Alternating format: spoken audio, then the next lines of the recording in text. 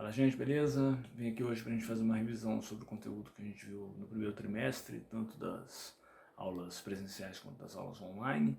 Vou tentar dividir esse conteúdo em 4 assuntos, cada um deles ilustrado por uma pintura que eu acho significativa sobre esses assuntos. Bem, a primeira pintura que vocês veem aí é o quadro O Viajante sobre o Mar de Nuvens, do Caspar David Friedrich, pintor alemão, um dos grandes pintores do romantismo, e ele ilustra uma posição que é muito comum no romantismo, que é a ideia do artista enquanto gênio criativo, né? Essa configuração do artista como gênio criador, né, daquele que vai interpretar o mundo segundo suas próprias concepções, me parece importante para nós entendermos o que é o espírito romântico, né, e como ele é construído. Vamos lembrar que a arte romântica ela se constrói na transição entre os séculos XVIII e XIX e marcada, sobretudo, por 2 eventos fundamentais: a Revolução Francesa e a Revolução Industrial, e o mundo que ela possibilita, né, o chamado mundo moderno. O mundo moderno é o mundo de ascensão definitiva da burguesia ao poder, mas é também o mundo que, de alguma maneira, deixa para trás as heranças do antigo regime. E isso, obviamente, vai construir no sujeito que tenta viver esse mundo uma espécie de apreensão muito grande. E é essa apreensão que vai facultar inicialmente o espírito romântico, né? O sujeito romântico é o sujeito que pisa num terreno que lhe é incógnito, inimigo, né? Ele não entende a realidade e parece também não ser entendido pela realidade. E isso faz com que o espírito romântico seja um espírito de profunda insatisfação. E isso vai também marcar a construção da arte romântica. Existe um desejo de liberdade e a noção exata de que a liberdade total não virá. Por isso a arte romântica é uma arte extremamente sentimental, extremamente subjetiva e livre das amarras estéticas e formais dos movimentos anteriores. Nesse sentido, é a primeira arte de fato moderna, né, que não obedece nenhum rigor, que vai pela própria vontade, pela própria espontaneidade. Daí a figura do artista romântico enquanto gênio criador, aquele que encara o mundo, que enfrenta o mundo, como o quadro do Friedrich deixa bastante claro. Mas esse enfrentamento do mundo, é bom lembrar, não é um enfrentamento com vitória garantida. Pelo contrário, o mundo, como o quadro também coloca de maneira bem evidente, o mundo é maior do que o sujeito. E o sujeito não se vê em comunhão com a realidade. Assim, a ótica pessimista, melancólica, é uma ótica muito constante na arte romântica.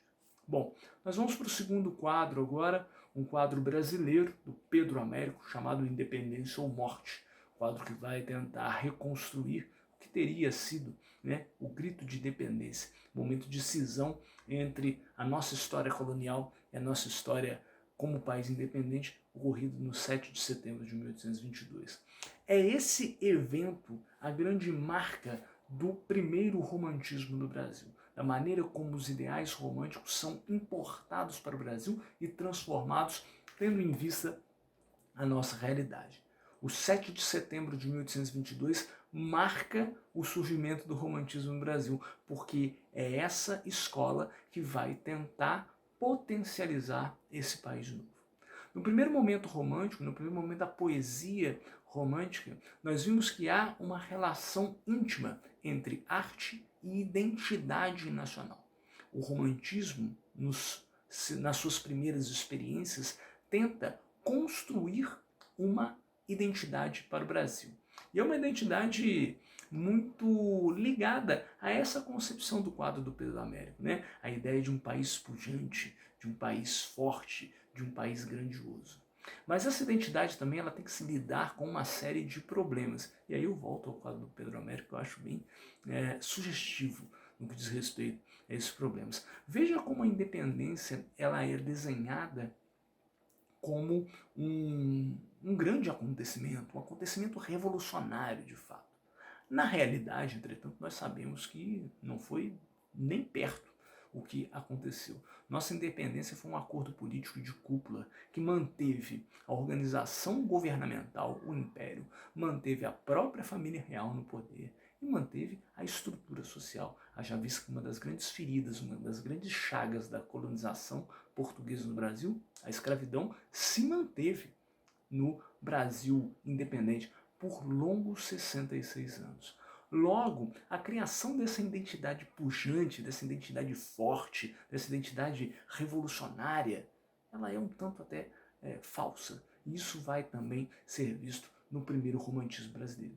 O primeiro romantismo brasileiro, na tentativa de criar essa identidade para o Brasil, vai se sustentar a partir de dois polos importantes. O primeiro deles é a natureza, e aí é bom lembrar da famosa Canção do Exílio, do Gonçalves Dias. O segundo deles é a eleição do índio enquanto herói nacional. Bem, por que a natureza? Por que o índio? A natureza brasileira é um atributo do país incensado, valorizado desde a chegada dos portugueses aqui. Lá na Carta de Caminha tem a famosa referência à terra brasileira como a terra em si plantando tudo dá. Logo, valorizar ou revalorizar esse aspecto do país é revalorizar aquilo que o país tem de mais pujante desde o seu descobrimento. É colocar em primeiro plano aquilo que o país tem de diferente a oferecer frente aos demais países. Justamente por isso, a natureza é tão insensada no romantismo e tão insensada tendo em vista as chaves da linguagem romântica, extremamente sentimental, hiperbólica, exagerada. A valorização extrema da natureza brasileira é então um projeto político. Eu destaco a natureza para destacar o país. No outro ponto dessa tentativa de construção da identidade, a eleição do índio enquanto herói brasileiro, enquanto herói nacional. E isso tem uma série de implicações políticas também. Muito bem. O índio vai ser o fundamento dessa identidade que o romantismo brasileiro tentará construir. Ele é o habitante original e seria o símbolo humano da pátria. Mas esse símbolo humano tem uma série de problemas que vêm com a sua construção. É bom lembrar que o índio ele foi violentado e dizimado durante a colonização e nesse momento, no século XIX, não faz parte em nada dos acordos nacionais. Logo, é um sujeito escanteado na realidade brasileira. Só que o romantismo brasileiro é a literatura do país novo, do país que se quer mostrar singular. Como eu me mostrarei singular apoiando o português que me oprimiu e ainda manda no meu país?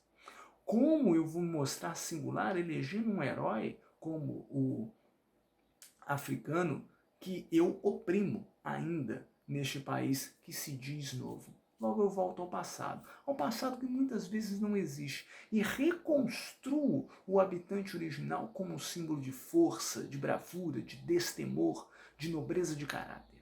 Certo? Esse índio construído no romantismo seria o símbolo humano dessa nova nação, uma nação que se quer forte diante dos demais, uma nação que se quer confiável diante das demais. É claro que é um herói frágil do ponto de vista histórico mesmo, porque não tem muito a ver com a nossa realidade. Mas ainda assim é um pilar dessa primeira literatura. Uma literatura que tenta entender o que é o Brasil, o que é ser brasileiro. Mesmo que nesse processo, nessa tentativa de compreensão, exagere nas tintas e crie mitos que não necessariamente correspondem com a realidade. Muito bem, nós vamos para o nosso terceiro quadro agora para falar sobre a segunda geração de poesia romântica, a chamada geração ultrarromântica byroniana, ou geração mal do século. Esse quadro é um dos clássicos também da pintura romântica, o Pesadelo do Heinrich Fuseli, o pintor suíço, em que denota aquilo que o romantismo traz consigo desde o seu surgimento, a melancolia, o pessimismo, a frustração existencial, que é tema dessa segunda geração romântica, da geração de Álvares de Azevedo, de Fagundes Varela, de Casimiro de Abreu. Todos autores de poemas bastante íntimos, muito subjetivos e muito ligados a essa frustração existencial. Todos autores de poemas em que os eus se colocam em permanente frustração, em permanente melancolia, não se entendendo com o mundo e não querendo viver nesse mundo. Justamente por isso, um dos pontos centrais desse segundo romantismo é a noção de escapismo. Escapismo, fuga, necessidade de fuga da realidade. Se o mundo me é inimigo, se o mundo não me compreende, eu quero abandoná-lo. E como abandoná-lo? Em dois movimentos. Ou o retorno à infância, o passado é muito melhor que o presente, ou a própria morte. O fim da existência é a minha forma de resolver os problemas. E essa necessidade de escapar, essa necessidade de abandonar o mundo, vem muito em razão de uma condição existencial muito particular. O ser ultrarromântico é um ser em permanente frustração. Por isso um termo que vem lá da literatura inglesa e que é tão importante para nós vai ser muito convencional nos poemas dessa geração, que é a ideia do spleen, do tédio, da melancolia, da frustração do sujeito diante de uma realidade que não o absorve. E essa realidade não absorve o ultrarromântico, principalmente sobre um tema que é caro a toda a literatura e principalmente a literatura romântica, que é a questão do amor, né? O sentimento amoroso ele é tratado em chaves muito particulares no ultrarromantismo. O sentimento amoroso é um sentimento sempre frustrado.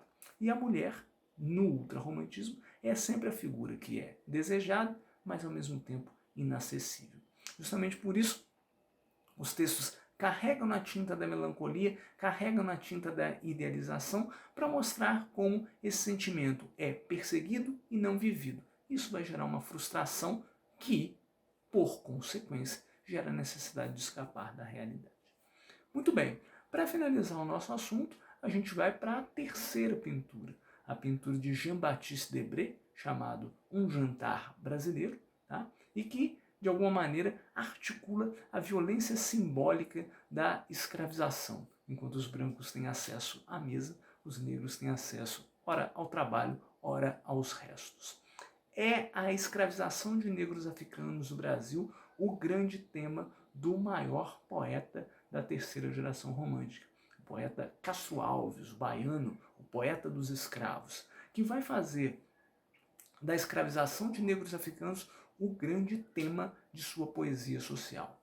Comparada à primeira geração romântica, a poesia de Castro Alves é completamente diferente no que diz respeito ao engajamento. Se o engajamento lá do primeiro romantismo era um engajamento até meio falso, meio brando demais, aqui o engajamento é muito mais contundente e vai explorar não os atributos fantásticos da nação, mas aquilo que mais a empobrece, que mais a envergonha, a escravização e a violência contra os negros africanos no Brasil. É bom lembrar, nesse sentido, que a poesia do Castro Alves vai construir a escravização no que ela tem de mais horroroso, a anulação da humanidade. Quando eu escravizo alguém, eu anulo a sua humanidade, eu o transformo em coisa, eu o transformo em objeto. E é isso que Castro Alves vai tentar refletir na sua poesia. Justamente por isso, um tema que estava lá no segundo romantismo, a morte, vai aparecer aqui de novo, como sinônimo de liberdade. Mas não uma liberdade de uma frustração existencial, a liberdade de um problema social. A morte é encarada como liberdade para a escravização, para denotar o horror desse processo. Como se Castro Alves dissesse, veja, nesta sociedade regada à violência, nessa sociedade regada à cisão social, a morte é a única forma de determinados sujeitos se sentirem de alguma forma livres. Bom, é uma liberdade, obviamente, bastante entre aspas, que denota muito mais a desigualdade dessa sociedade que se constrói no Brasil do século XIX. Só para lembrar que Castro Alves não é o poeta apenas das poesias engajadas, é o poeta da lírica amorosa. E uma lírica amorosa que tem as suas sutilezas, as suas diferenças em relação às outras líricas amorosas do romantismo. Bom lembrar que Castro Alves, ao invés de colocar o amor apenas como um sentimento frustrado e irrealizável, vai colocar tintas de sensualidade, né, de amor carnal, que não se fazem presentes em outros momentos da arte romântica.